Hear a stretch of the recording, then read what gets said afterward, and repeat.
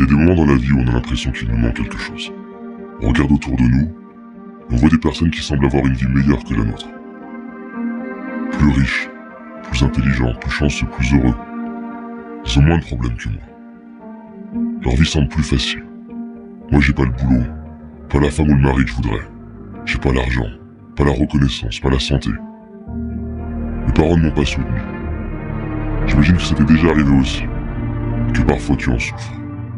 Tu souffres de ce que tu n'as pas, de ce que tu as perdu. Des séparations, des échecs, des regrets. Tu souffres de croire qu'il te faut plus. Tu penses que ta vie serait mieux si elle était différente.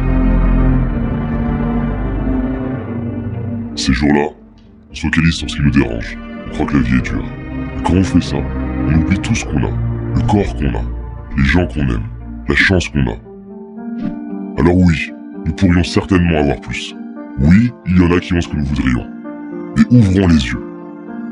À l'époque, les rois auraient payé des fortunes pour avoir accès à ce qui nous semble banal aujourd'hui.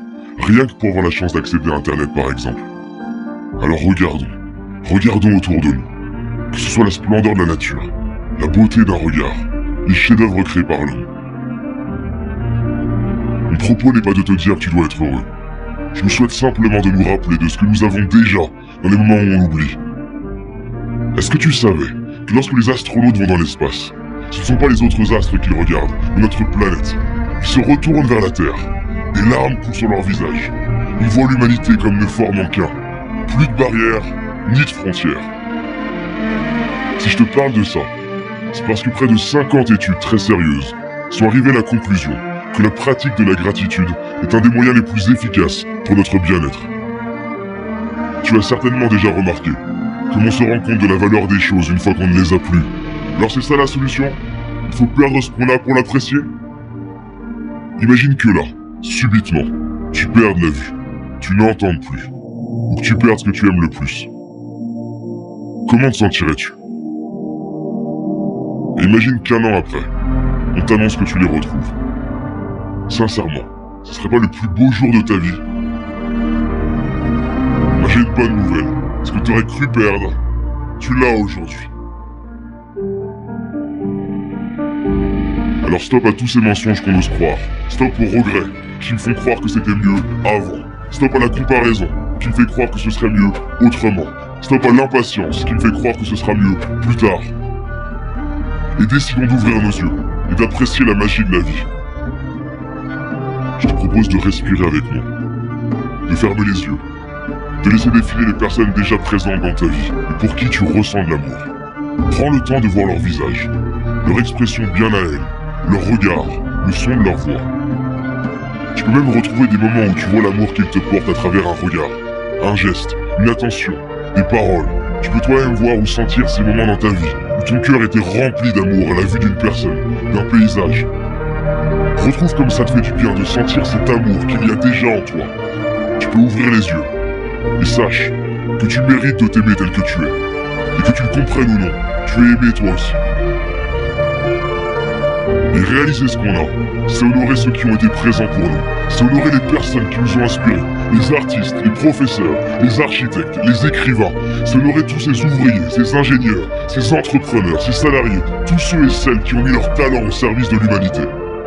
C'est honorer nos moments de joie, nos fous rires, nos moments de connexion, nos victoires, nos réussites, nos accomplissements. Alors merde à toutes les histoires qu'on peut se raconter comme quoi on n'a pas de chance, si on a de la chance.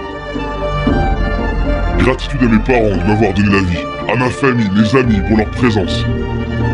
Merci à la magie de la vie pour la perfection de mon corps, à mes yeux pour me permettre de voir tant de splendeur, à mes oreilles pour avoir le bonheur d'entendre ces superbes musiques, à mes mains pour toucher la vie, sentir la peau de la personne que j'aime, à mes pieds, à mes jambes qui me soutiennent depuis le début et me permettent de marcher, de courir, de danser. Tu n'as peut-être pas tout ce que j'ai cité, mais tu en as au moins une. Et rien que celle-ci, combien elle vaut? Il y a aussi toutes ces choses qui peuvent nous paraître banales et qui pourtant sont si précieuses. Gratitude d'avoir l'eau courante, l'électricité, un toit, des vêtements. Gratitude aux réalisateurs pour leurs films qui nous touchent et nous font vibrer, à ces sportifs qui nous inspirent et nous donnent envie de nous dépasser. Nous sommes tellement chanceux de pouvoir profiter des talents de tant de personnes. Merci à tous ces inconnus qui contribuent par leur simple présence, leur simple travail, à rendre notre vie plus facile. Aujourd'hui, je décide de dire merci. Je décide d'ouvrir les yeux sur la chance d'avoir la vie que j'ai. Je décide d'honorer tout ce que la vie me donne depuis ma naissance. Je décide de vivre, comme si chaque jour je venais de récupérer ce qui est le plus cher pour moi. Et toi? S'il te restait 24 heures à vivre, qu'est-ce que tu ferais? Les gens répondent souvent qu'ils réaliseraient la chance qu'ils ont. Et ils diraient à leurs proches combien ils les aiment. Pourquoi attendre le dernier jour de notre vie? Alors décidons de profiter de notre vie maintenant, d'ouvrir nos cœurs et de dire merci. Maintenant.